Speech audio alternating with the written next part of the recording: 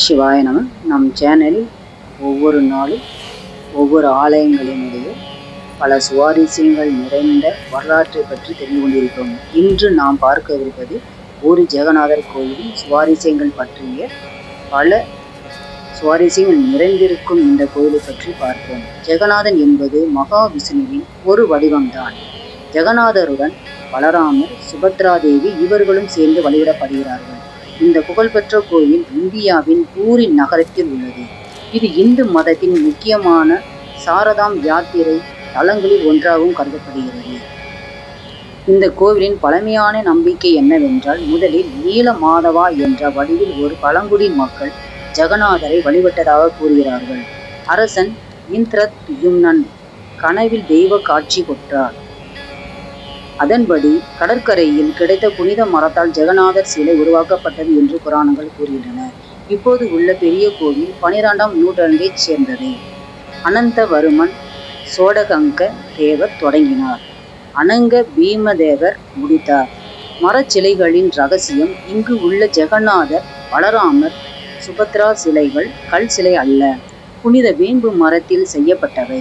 ஒவ்வொரு 12 அல்லது 19 ஆண்டுகளுக்கு நவக லேபரா என்ற சடங்கில் புதிய சிலைகள் உருவாக்கப்படுகின்றன. ஒவ்வொரு ஆண்டும் நடைபெறும் ரத யாத்திரை உலகம் புகழ்பெற்ற திருவிழாவாக கொண்டாடப்படுகிறது. 3 பெரிய தேர்களில் ஜெகநாதர், பலராமர், சுபத்ரா தேவி ஊர்வலமாக வருகிறார்கள்.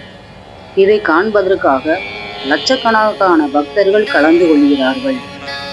கோவிலின் கொடி எப்போதும் காற்றின் எதிர் திசையில்தான் பறக்கின்றது என்று புராணங்கள் கூறுகின்றன.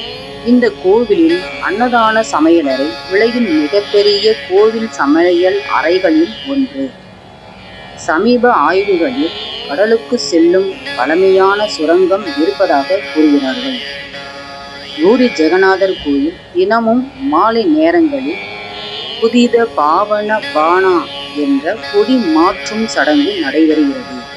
215 அடி உயர கோபுரத்தில் பூஜாரிகள் எந்த பாதுகாப்பு கருவிகளும் இல்லாமல் ஏறி புதிய கொடிகளை கட்டுகிறார்கள்.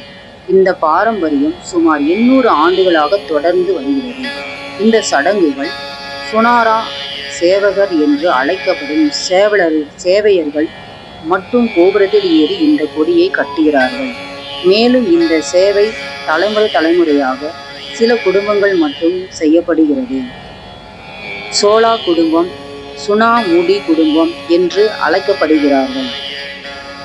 புனித பவனா பானா என்பதன் அர்த்தம் பாவங்களை நீக்கும் புனித கொடி என்று பொருள். இந்த கொடி ஜெகநாதரின் அருளையும் பாதுகாப்பையும் குறிக்கும். கோபுரத்தின் மேல் இருக்கும் சக்கரத்தின் பெயர் நீல சக்கரம் என்பதாகும். இது விஷ்ணுவின் சுதர்சன சக்கரத்தை குறிக்கிறது. இன்று பூரி ஜெகநாதன் சுவாரஸ்யங்களை பற்றி தெளிவாக பார்த்தோம். ஒவ்வொன்றும் நம் சேனலில் அடுத்து வரும் சிவதலங்களை பற்றியும் அதனோட புராணங்களை பற்றியும் தெளிவாக பார்ப்போம். நம் சேனலை தொடர்ந்து லைக், சப்ஸ்கிரைப் பண்ணுங்கள். ஸ்கிப் பண்ணாமல் பார்க்கவும். ஹரஹர மகாதேவ். சிவாய நம.